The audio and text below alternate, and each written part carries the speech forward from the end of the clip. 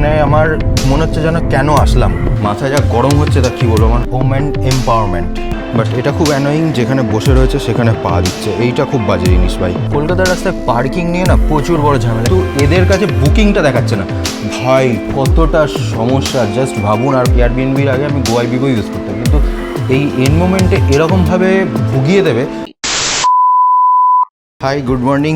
যে হোমস্টেতে ছিলাম সেই হোমস্টের যে হোস্ট এত অমাইক বিহেভিয়ার না, তা কী বলবো। হোমস্টের যে ডেডিকেটেড ভিডিওটা রয়েছে সেটা আমি ডিসক্রিপশন বক্সে দিয়ে দেবো। আর এখন ঘড়িতে সময় 12টা বাজে। যারা নতুন দেখছেন ব্লগটা তাদের জন্য বলে দিই, ম্যাডাম এসছেন শালিমার স্টেশনে। এবার শালিমার স্টেশন থেকে প্রায় এই ফ্ল্যাটে ঢুকতে ঢুকতে হয়ে গেছে হচ্ছে রাত 2টো। এবার রাত 2টোর সময় শুয়ে এই উঠতে উঠতে অনেকটাই লেট হয়ে গেল। একটা বিয়ে বাড়ির নেমন্তন্ন রয়েছে, তো তার আগে কিছু জিনিসপত্র কেনাকাটি রয়েছে।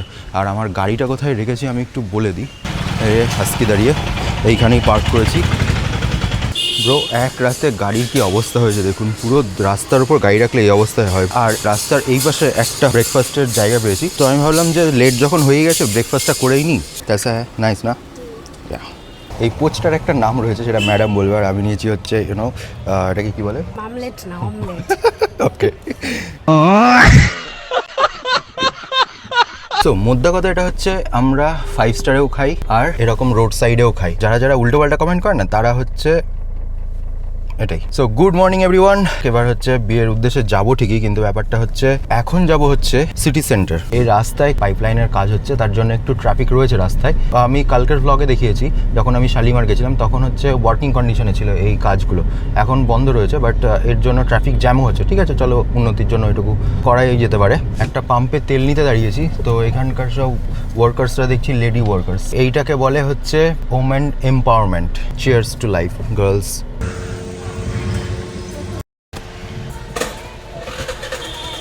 ভাই ফ্রি সার্ভিস কে নিতে চায় না? ইনি ফার্স্টে আমাকে অফার করেছিলেন, তো আমি বললাম যে কি দরকার নেই ভাই, কে কখন কোত্থেকে টাকা চেয়ে বসে, আর ভালো লাগছে না। কারণ এই মাসে পুজোর মাসে প্রচুর খরচা হয়ে গেছে আর টাকা পয়সা নেই। তো তারপরে বললো যে ফ্রি। আমি বললাম করে দিন। ও আসলো, আমিও আসলাম।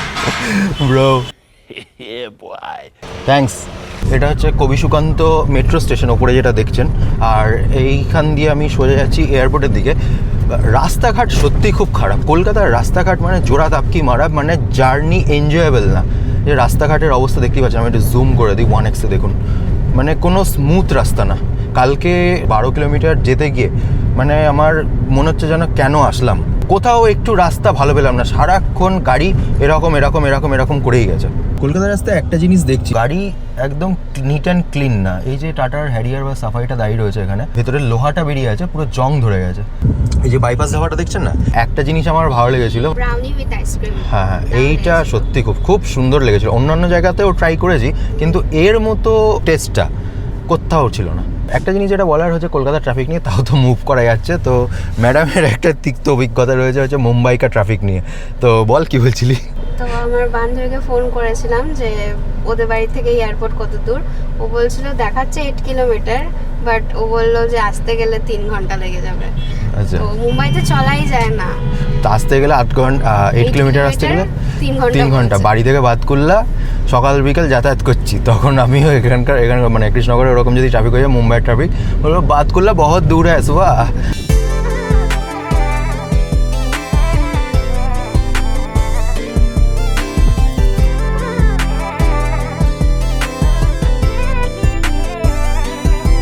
নিতে হতো উপরের ফ্লাইওভারটা। ম্যাপ মানে ম্যাপে বোঝাই যায় না যে কোন রাস্তাটা নিতে হবে যখন ডিভাইডার আসে। এর থেকে ম্যাপেলস বলে যে অ্যাপটা রয়েছে, ওই ম্যাপটা সব থেকে ভালো, যে কোন রাস্তাটা নিতে হবে ওটা অন্তত দেখিয়ে দেয়। বুঝতে পারিনি যে এর মাঝখান দিয়ে ব্যারিকেড দেওয়া রয়েছে। আমি ভাবছি একটা লেন হবে হয়তো, কিন্তু এখানে দুটো গাড়ি যাওয়ার মতো রাস্তা রয়েছে, আর আমি দাঁড়িয়ে পড়েছি হচ্ছে পুরো মাঝখানে। এই যে তাও ইন্ডিকেটার দেওয়া রয়েছে। চলো চিনার পার্ক চলে দেখছি মেট্রোর কনস্ট্রাকশন চলছে। এই দিকের ব্যারিকেডগুলো আগে ছিল না, এটা রিসেন্ট বসানো হয়েছে দেখছি। আর সাইকেল অ্যালাউ না এই রাস্তায়। রিসেন্টটা চলে এসেছি, কিন্তু ব্যাপারটা হচ্ছে পার্কিংটা কোথায়। পার্কিংটা মনে হয় একটা পেছনে ছাড়িয়ে আসলাম, আর একটা বাঁ দিকে গিয়ে কি পার্কিং রয়েছে আমার যতদূর মনে পড়ছে রয়েছে। গাড়িগুলো তো ঘুরছে। পার্কিং রয়েছে এখানে। ও সামনে হচ্ছে মেটাল ডিটেক্টর দিয়ে চেক করবে। ওকে, এটা হচ্ছে আন্ডারগ্রাউন্ড পার্কিং। টাকাটা কি বেরোনোর সময় না আগে থেকেই টোকেন কেটে দেবে? টোকেনটা কেটে দেবে আই গেস, টাকাটা নেবে হচ্ছে কতক্ষণ দাঁড়িয়েছি তার ওপর। ভাই কত গাড়ি, আমি কোথায় রাখবো? এই দিকটাতেই রাখি, কিন্তু ব্যাপারটা হচ্ছে এত ভেতরে ঢুকিয়ে দিলে বার করবো, ও এদিক দিয়ে বেরিয়ে যাবে, এক্সিট এখান দিয়ে রয়েছে, নো প্রবলেম অ্যাবাউট দ্যাট। এখানে যদি আপনি একটু উল্টো পাল্টা এদিক ওদিক পার্ক করেন তাহলে অ্যাসিস্ট রয়েছে, কেউ একজন এসে একটুখানি এদিক ওদিক কোথায় রাখতে হবে না রাখতে হবে সেটা সবাইকে বলে দিচ্ছে। যে এতগুলো গাড়ি রয়েছে সবাইকে বলে দিচ্ছে যে কোথায় কি রাখতে হবে না হবে। আমি কি নিয়ে আসতে ভুলে গেছি শুনুন, আমার একটা নাইট ক্রিম নিয়ে আসতে ভুলে গেছি, ট্রিমার নিয়ে আসতে ভুলে গেছি। ভাই এইভাবে কীভাবে হয়, এত হুটোপাটা ছিল।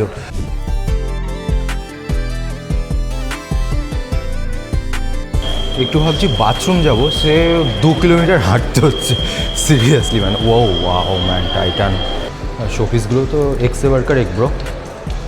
আমি একটা জিনিস সবথেকে বড় ভুল করেছি প্যাকিংয়ের সময়, এত হুটোপাটা ছিল, এত হুটোপাটার কারণে যা আমি ইউজ করি কিচ্ছু নেই।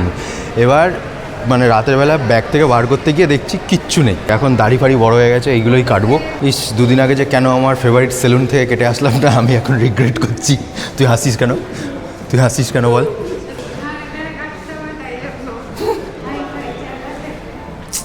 মানে বলতে গেলে 3 মাসের কাটা একবারে পেমেন্ট করতে হবে আমাকে এখান থেকে কাটতে গেলে। হ্যালো সুফা,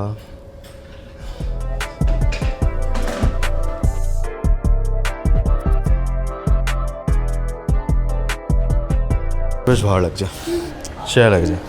40 ঘন্টা ট্রেন জার্নি করে এসে আর কাট চেহারা ভালো থাকে। এইখানে বসে বেশ ভালো ছবি তোলা যেত, বাট ম্যাডাম বসে রয়েছে। এনিওয়েজ নিচটা হচ্ছে খানিকটা এইরকম, বাট এটা খুব অ্যানোয়িং, যেখানে বসে রয়েছে সেখানে পা দিচ্ছে, এইটা খুব বাজে জিনিস ভাই।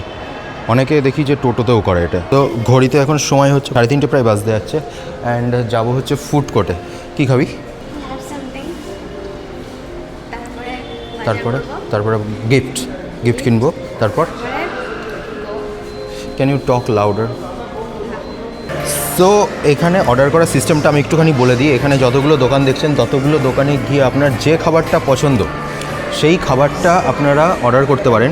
এবার পেমেন্ট করার পর সঙ্গে সঙ্গে এরকম একটা টোকেন দেবে। তারপরে আপনি যেখানে খুশি, এখানে যত বড় জায়গা দেখছেন যেখানে খুশি বসতে পারেন, কিন্তু যে দোকান থেকে অর্ডার করেছেন সেই দোকানের দিকে একটু নজর রাখতে হবে যে ওপরে যে টোকেন নাম্বারটা দেওয়া রয়েছে সেই টোকেন নাম্বারটা কাউন্টার থেকে ডাকছে কিনা। যখন ডাকবে তখন গিয়ে আপনার খাবারটা কালেক্ট করতে হবে। কালেক্ট করে এখানে খেয়ে এইখানেই ছেড়ে চলে যেতে হবে। তারপরে এখান থেকে সব এখানকার লোক রয়েছে সেটা ক্লিয়ার করে দেবে। এবার এই যে স্যালন, এই স্যালনের আমি রিভিউ দিচ্ছি শুনুন। এবার আমি যে স্যালন থেকে কাটি সেখানে গিয়ে কিছু বলতে হয় না, কেটে দেয়। তো এইখানে হচ্ছে চয়েস থাকে, মানে চয়েস লাইক কতটা এখানে কাট করবে, কতটা হালকা রাখবে বা রাখবে, ঠিক আছে। এইগুলো যেগুলো হচ্ছে নর্মাল যে স্যালনগুলো থাকে, আমরা যেগুলো নর্মাল কেটে থাকি, যে সেইগুলোতে অতটা জিজ্ঞেস করে না। এখানে প্রত্যেকটা জিনিসের ডিটেলস জিজ্ঞেস করে। ওকে, আর একটা জিনিস হচ্ছে এই দিকটা যেটা দেখছেন, এই দিকটা একটা দাগ ফেলে দিয়েছিল, ঠিক আছে। তো এইটা কোনোভাবে মানে ও ম্যানেজ করেছে। ও বলছিল যে এদিকে ডেন্সিটি বেশি তাই জন্য বোঝা যাচ্ছে, অ্যাকচুয়ালি ব্যাপারটা না। এইখানটা আমি একটুখানি মনে হলো যে এইখানে আমি যেখান থেকে কাটি সেইখানকার স্যালন বেস্ট। ও যদি মানে একটুখানি কিছু ভুলও করে ফেলে না, ও এত সুন্দরভাবে মেকআপ দিয়ে তাই বলতেও হয় না। ডিফারেন্স তো আছে ভাই, হ্যাঁ, এখানে পয়সা ঢালছেন যখন প্রিমিয়ামনেস আছে, বাট আমি স্কিলটা যেটা আমি দেখলাম সেটা হচ্ছে ভাই আমি যেখান থেকে কাটি সেখানে স্কিল বেশি। কি অর্ডার করেছি সেবার বল। এটা হচ্ছে ইন্দো চাইনিজ চিলি চিকেন। এইটা হচ্ছে burned garlic chicken fried rice. Okay. আর দোকানটা হচ্ছে চাইনিজ কোরিয়ান কে লেখা। ওকে। আর এটা হচ্ছে কিমচি সালাদ। ওকে। আর এইটা? আর এটা হচ্ছে পাইনাপেল বোবা ড্রিঙ্ক। এটা একটা মোহিতোর মতোই। ওকে।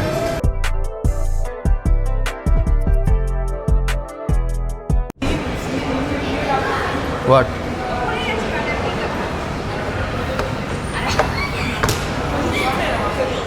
সিরিয়াসলি? রাতের বেলা সিজি সেন্টার খানিকটা এইরকম লাগছে। আর একটা গিফট কেনা আমার কমপ্লিট হয়েছে, আর একটু পরেই বেরোবো। আর এখন ঘড়িতে সময় হচ্ছে 5:05। ওইখানে হচ্ছে সিঁড়িতে মানুষজন কিছু বসে হ্যাং আউট করছে। তারপরে এখানে অনেক বসার জায়গা রয়েছে, এখানেও বসে আছে, আমিও এখানে বসে রয়েছি এরকম একটা জায়গায়। আর ওপরটা হচ্ছে এরকম খোলা। এই যে জায়গাটা, এই জায়গাটা দেখে আমার এই জিনিসটাই মনে হচ্ছে যে এখানে সবাই হ্যাং আউট করার জন্যই এসছে। পাড়ার যে ক্লাবগুলো হয় না, পুরো সেই রকম মনে হচ্ছে। এইটা হচ্ছে এন্ট্রান্স, এই দিক দিয়ে একদম সোজা দোকানগুলো রয়েছে একদম এই রকমভাবে। যার যেখানে পছন্দ সেখানে যেতে পারেন। আর এই দিকে রয়েছে হচ্ছে বাজার কলকাতা, ঢুকে একদম ওপরটা হচ্ছে ফুড কোর্ট, ওই যে ওখানে ফুড কোর্ট লেখা রয়েছে ওখানেই ছিলাম। আর তার ওপরের যে বিল্ডিংটা সেটা রয়েছে হচ্ছে মাল্টিপ্লেক্স, আর তার পাশেই যেটা দেখালাম হচ্ছে বারবিকিউ নেশন। আর এখানে নিচেও অনেক দোকানপাশা রয়েছে, ফুড স্টল। নিচে যেমন দেখা যাচ্ছে এখানে রয়েছে রেনে, তারপরে ওইদিকে রয়েছে লেন্সকার্ট, ক্যাফে কফি ডে, ওপরে কিলার রয়েছে, অপশনস রয়েছে, এরকম অনেক রয়েছে। ওপরে জকি রয়েছে, আরও অনেক ব্র্যান্ড রয়েছে যেগুলোর নাম সালা উচ্চারণই হচ্ছে না একবারে দেখে। চলে এসেছি পার্কিংয়ে, কোথা দিয়ে যে উঠেছি আর কোথা দিয়ে যে নামলাম, বাট এবার গাড়ি কোথায় রয়েছে এই এক চাপ। গাড়ি যতদূর মনে হচ্ছে ওই দিকে রাখা গাড়ি। এখানে যদিও পিলারের নাম্বার দেওয়া আছে, বাট সত্যি কথা বলতে আমি পিলারের নাম্বারটা তখন খেয়ালই করিনি। এবার আমি কী করে গাড়িটা খুঁজে পেলাম দেখবেন, এই যে ওই দেখুন ওইখানে জ্বলছে। অ্যাকচুয়ালি আমি ওই দিকের লিফট ইউজ করে উঠেছি আর এই দিকের লিফট ধরে নামলাম। ইয়ো হাসকেই চলো, এখানে এক্সিট লেখা রয়েছে, এদিক দিয়ে বেরোই। ভাই কত গাড়ি, কত মানুষ এসছে, জাস্ট ভাবাই যাচ্ছে না। গাড়ি গিজগিজ করছে, মনে হচ্ছে হাফ কলকাতার গাড়ি এখানেই পার্ক করা। এই দিক দিয়ে exit, okay okay, thank you. এখানে ক্যাশও দিতে পারেন, আবার হচ্ছে ফাস্ট্যাগ থেকেও কাটিয়ে নিতে পারেন। আর এটা একটুখানি উঁচু রয়েছে, মানে যে একদম গ্রাউন্ড ফ্লোরে যেহেতু পার্কিংটা। হোমস্টে আর পেলাম না খুঁজে খুঁজে, বাট এখানে স্টাইল বাজারের সামনে আমি দাঁড়িয়ে রয়েছি। কলকাতার রাস্তায় পার্কিং নিয়ে না প্রচুর বড় ঝামেলা। এখানে জাস্ট আমি লাগাতে যাচ্ছিলাম, ফরচুনারটা এখানে ঢুকিয়ে দিল। তো এখানে এখন দাঁড়িয়ে রয়েছি, দেখি হোটেল থেকে একটা লোককে ডাকলাম যে কোথায় রাখবো। ওরা বলছে যেখানে খুশি রেখে চলে আসুন। ওরা এরকম যেখানে খুশি রাখলে হয় নাকি? এদিকে ইয়েতে লেখা আছে পার্কিং অ্যাভেলেবেল, কিন্তু কোনো পার্কিং নেই। কোথায় রাখতে বললো জাস্ট আমাকে দেখুন, একদম ফরচুনারের সামনে, একদম পুরো নাকের সামনে। আমি একটু ভালো করে দেখিয়ে দিই কোথায় রেখেছি। এই যে ফরচুনার, এই জায়গাটা ফাঁকাই ছিল, আগে জানলে ঢুকিয়ে দিতাম। এই ফরচুনারের যে ওনার, সে হচ্ছে ওই যে হোটেল বুক করেছি সেখানেই রয়েছে। আর এই গাড়িটা কি এইখান দিয়ে বেরিয়ে যাবে? হ্যাঁ, ইজি বেরিয়ে যাবে, কোনো অসুবিধা নেই।